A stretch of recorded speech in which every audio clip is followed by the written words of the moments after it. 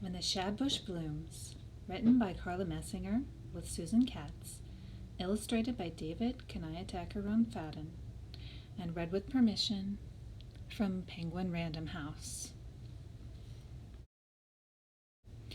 It has been said that it's traditional to adapt, and that is what this book is about. We all learn from each other, and as we learn, we change. By the mid-1600s, when waves of white traders were traveling through Lenape land, we were trading furs for the European goods that soon became part of our lives. We saw ourselves decorating our clothing both with quill work and also with cut glass beads. We were collecting sap in one-piece baskets and boiling it into syrup in iron pots. We were wearing necklaces made of wampum and also bracelets made from brass. Our story takes place both yesterday and today. It is told by traditional sister and contemporary sister, each from her own time. My whole family lives close to the land and to each other through the cycle of the seasons. Meshuamawigishuch, when the shadfish return moon. My grandparents' grandparents walked beside the same stream where I walk with my brother, and we can see what they saw.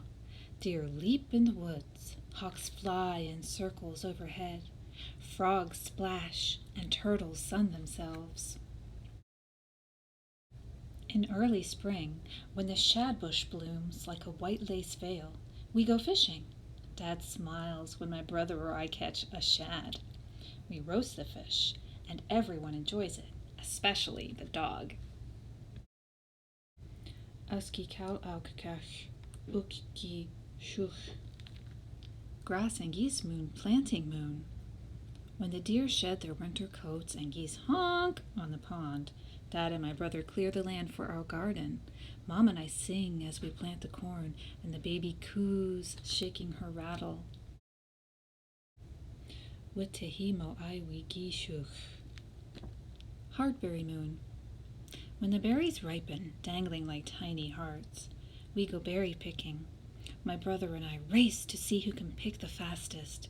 The baby tastes her first berries. Her smeared face makes me laugh. Yagatamo iwi gishush. Bees moon. When the air hums with the wings of bees, my brother and I chase the crows from our garden. Together we gather honey. My brother ducks when a bee buzzes too close. I lick from one finger a drop as sweet as summer. Winaminge, moon of roasting ears of corn. When tall stalks rustle and the ears of corn have grown fat, we roast corn with our friends. While Grandma carefully takes her corn off the cob, I gobble mine fast. The baby plays with a new doll, and my brother scores a goal for his team.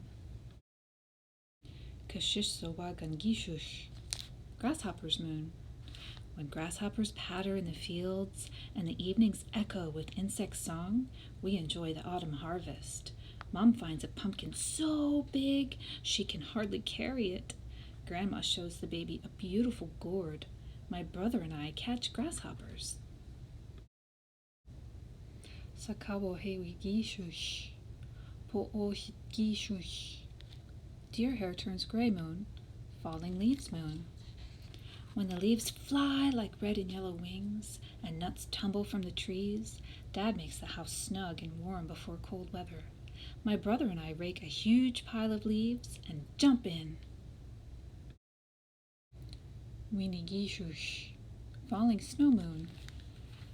When gray skies drop flakes that glitter like falling stars, my brother and I climb the hill. Grandpa gives us a push at the top and we fly down. The dog races after us, barking. Meshash hoke, cold makes the trees crack moon. When the days grow short and trees creak and crack with cold, Grandma mends our winter clothes and Grandpa tells us all stories. While we settle in, Mom fixes a snack. I ask to hear my favorite story twice. Anihigi shush, ground squirrels run moon. When ground squirrels dig in the drifts of snow and birds perch on frozen branches, the boys start a snowball fight with the girls. Mom stocks the house with food. My brother and I remember to share with the animal people. Tuskali Gishush. Frogs begin to croak moon. When spring peepers chirp their froggy songs, we go on a trip with Grandma to gather maple sap. The baby tastes her first spring treat. I talk to a frog on a tree trunk. Mashoamoigishush. When the shadfish return moon. As the seasons circle around once more, my brother and I walk to the stream. We watch for the shadbush to bloom again, as my grandparents' grandparents did.